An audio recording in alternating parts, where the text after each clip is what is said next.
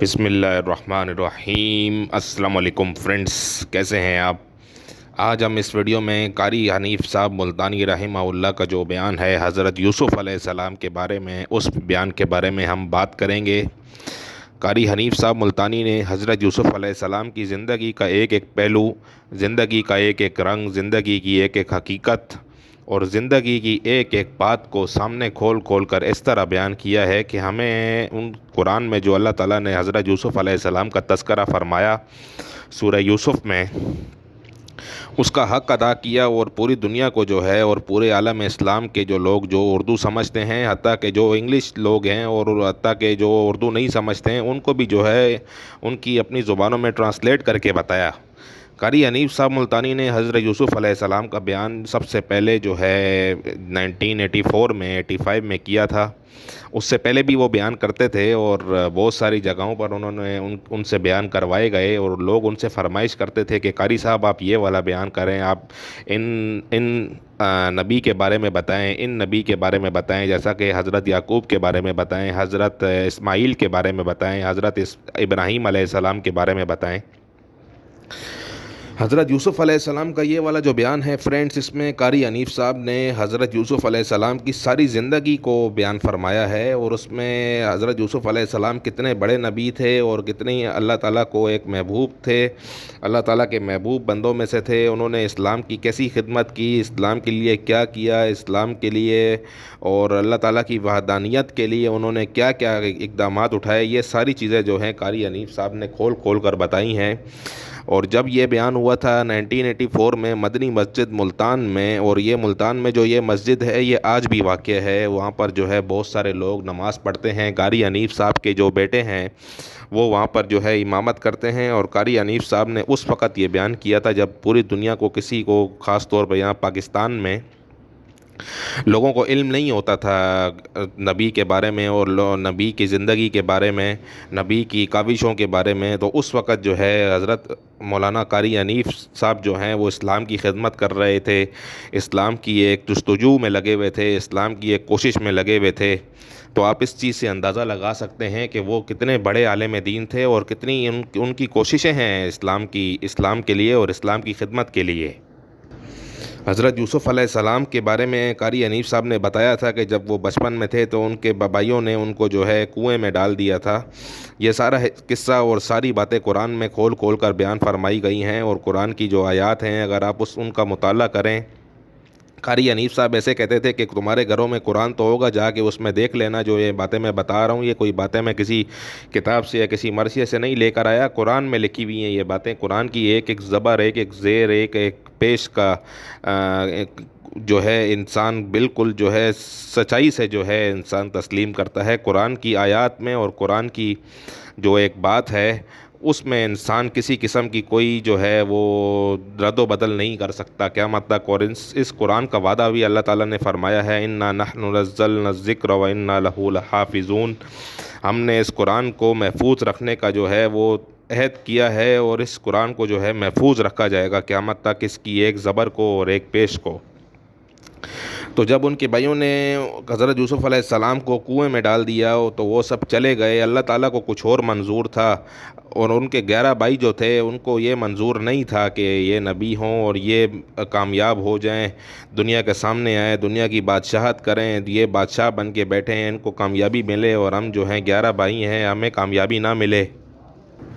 وہ ان کے 11 بھائی اس حسد میں آ گئے تھے، اور حسد کے بارے میں قاری حنیف صاحب کہتے تھے کہ حسد جو کرتا ہے سب کچھ اس کا چلا جاتا ہے، اور جس پر حسد کیا جا رہا ہوتا ہے اس کو محسود کہتے ہیں۔ محسود کا کچھ بھی نہیں جاتا، بلکہ وہ اللہ تعالیٰ کی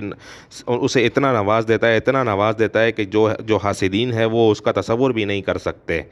آج کی دنیا میں بھی دوستو آپ یہ دیکھ لیں کہ جس پر حسد کیا جا رہا ہوتا ہے محسود اس کا کچھ نہیں جاتا، حاسد کا سب کچھ چلا جاتا ہے، اور حاسد جو ہے وہ اس آگ میں جلتا رہتا ہے، جلتا رہتا ہے، جلتا رہتا ہے۔ اور اسی طریقے سے جو ہے اللہ تعالیٰ نے قرآن میں بھی فرمایا ہے سورۃ الناس میں، وَمِن شَرِّ حَاسِدٍ إِذَا حَسَدَ، اور اللہ تعالیٰ جو ہے سب کو حاسدین کے حسد سے محفوظ رکھے۔ تو اس وقت جب ان کے بھائی کنویں میں ڈال کے چلے گئے، جب وہاں سے ایک قافلہ گزر رہا تھا، وہاں بس انہوں نے کنویں میں جب دیکھا کہ پانی نکالنے کے لیے انہوں نے سوچا کہ بہت پیاس لگی ہے تو ہم جا کے وہاں سے پانی نکال لیتے ہیں۔ پانی نکالنے کے لیے جب انہوں نے وہ جو ڈول ہوتا ہے وہ جب کنویں میں ڈالا اور پانی کے بجائے جو ہے وہاں سے ایک بچہ نکل آیا، تو وہ سب حیران رہ گئے کہ یہ کنویں میں ہم نے پانی نکالنے کے لیے ڈول ڈالا تھا، یہ بچہ کہاں سے آ گیا ہے؟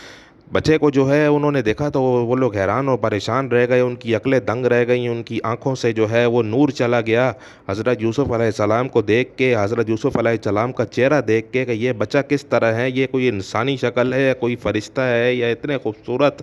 بچہ کہ ان لوگوں نے پوری زندگی میں اس بچے کی طرح خوبصورت آدمی نہیں دیکھا تھا۔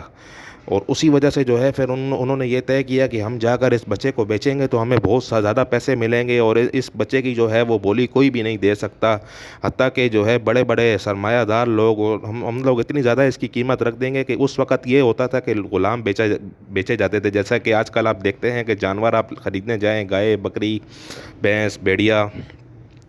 وہ سب لوگ جو ہے اس کا کاروبار کر رہے ہیں۔ اس وقت یہ ہوتا تھا کہ لوگ اپنے جو ہے ان کے غلام ہوتے تھے، جو ان کو مارکیٹ میں اور منڈی میں جو ہے لے کر جاتے تھے اور ان کو بولیاں لگاتے تھے اور وہ فروخت کیے جاتے تھے غلام اس وقت۔ تو حضرت یوسف علیہ السلام کو بھی ایز اے غلام انہوں نے جو ہے وہاں پر مارکیٹ میں انٹروڈیوس کروایا، تو لوگ جب ان کو دیکھنے کے لیے آتے، ان پر ہر ایک عورت، ہر ایک مرد، ہر ایک بوڑھا، ہر ایک جوان، ہر ایک بچہ، ہر ایک بچی حضرت یوسف علیہ السلام پہ فدا ہو گئے وہ لوگ۔ قاری حنیف صاحب ملتانی کا یہ آپ بیان سنیں گے تو انہوں نے اس طریقے سے فرمایا ہے کہ جب لوگ وہاں پر بیٹھے ہوئے ہوتے تھے مدنی مسجد ملتان میں، تو وہ لوگ داڑے مار مار کر روتے تھے۔ وہاں پر سامنے مسجد میں بیٹھے ہوئے لوگ جو ہوتے تھے وہ قاری حنیف صاحب کے بیان سن کر ان کی آنکھوں سے آنسو نکلتے، لوگ روتے، لوگ چلاتے، لوگ چیختے،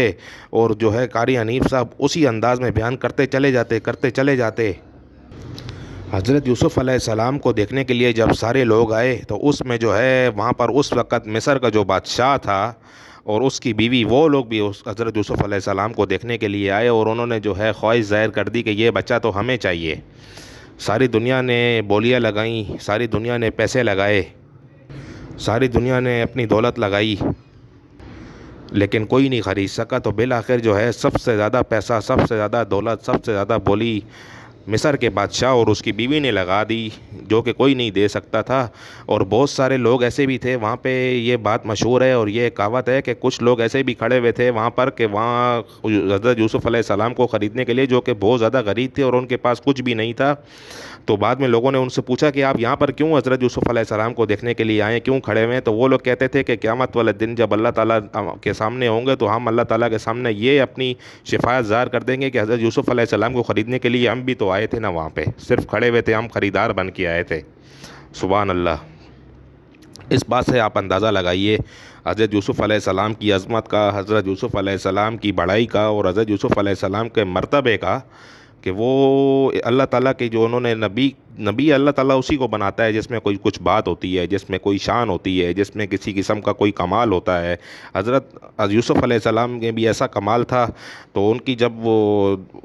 بادشاہ اور بیوی ان کو لے گئے اپنے محل میں، جا کر ان کی پرورش شروع کر دی، ان کو بڑا کیا۔ ان کو جو ہے زلیخا جو تھی وہ اپنے دوستوں کو بلاتی تھی، وہاں پر جو ہے بہت ساری عورتیں تھیں، تو وہاں پر ایک دفعہ محفل ہو رہی تھی، لوگوں اور عورتیں آ کر بیٹھی ہوئی تھیں، تو جب حضرت یوسف علیہ السلام پردے سے نکل کر سامنے آ گئے تو ساری عورتوں نے جو ہے وہ فروٹ کاٹنے کے بجائے اپنی انگلیوں پر چھریاں چلا دیں، اور ان کے ہاتھوں سے جو ہے وہ خون نکل آیا۔ انہوں نے اپنے ہاتھ زخمی کر لیے، چھریاں چلا کے ساری عورتوں نے کہ، اور وہاں پر ان لوگوں نے، ان کی نظریں ہی نہیں جا رہی تھی ہاتھ پر، اور جہاں پر چھری چل رہی تھی ان کی نظریں صرف اور صرف اس چہرے پر تھیں، جو کہ چہرہ کچھ انسانی نہیں تھا، اور ایسا چہرہ تھا کہ جو انسان ایک بار دیکھ لے بس وہ دیکھتا رہے گا۔ حضرت یوسف علیہ السلام کا تو یہ واقعہ ہے اور یہ مرتبہ ہے، اور حضرت محمد صلی اللہ علیہ وسلم کے بارے میں یہ فرمایا گیا ہے کہ اگر حضرت محمد صلی اللہ علیہ وسلم کا کوئی چہرہ دیکھ لیتا اور حضرت محمد صلی اللہ علیہ وسلم کی کوئی حسین صورت دیکھ لیتا تو وہ انگلیوں پر چھری کیا چلاتا، وہ تو لوگوں نے تو اپنی گردنیں کٹا دی تھی حضرت محمد صلی اللہ علیہ وسلم کا چہرہ دیکھنے کے لیے۔ سبحان اللہ۔ حضرت محمد صلی اللہ علیہ وسلم تو اللہ تعالیٰ کے آخری نبی اور رسول ہیں، تو فرینڈز یہ قاری حنیف صاحب یہ سارے واقعات بتا رہے ہیں، اور یہ بیان جو ہے مکمل موجود بھی ہے یوٹیوب پہ، اور بہت ہی اچھی کوالٹی میں بھی موجود ہے، اس کی کیسٹیں بھی ہیں، اس بیان کی جو ہے وہ ایک مکمل ریکارڈنگ موجود ہے۔ اور پھر آپ یہ سارا واقعہ جو ہے زلیخا کا، پھر اس پہ زلیخا نے حضرت یوسف پہ الزام لگایا، پھر اللہ تعالیٰ نے ایک بچے کے ذریعے گواہی دی، اور بچے نے فرمایا کہ اگر کپڑا جو ہے وہ پیچھے سے پٹا ہوا ہے، آپ یہ دیکھیں، یا آگے سے پٹا ہوا ہے، اگر پیچھے سے پٹا ہوا ہے تو زلیخا جو ہے وہ مجرم ہے۔ تو بادشاہ نے جب دیکھا کہ کپڑا تو پیچھے سے پھٹا ہوا ہے، تو پھر جو ہے زلیخا کو انہوں نے مارا، اور زلیخا کو بہت زیادہ اس وقت جو ہے شرمندگی ہوئی اپنے کرتوت پہ اور اپنی جو ہے ایک حرکت پہ۔ اور نبی کو جو ہے اللہ تعالیٰ ہر حال میں ثابت کر کے سچا ثابت کر کے دکھاتا ہے۔ نبی کو جو ہے اللہ تعالیٰ نے یہ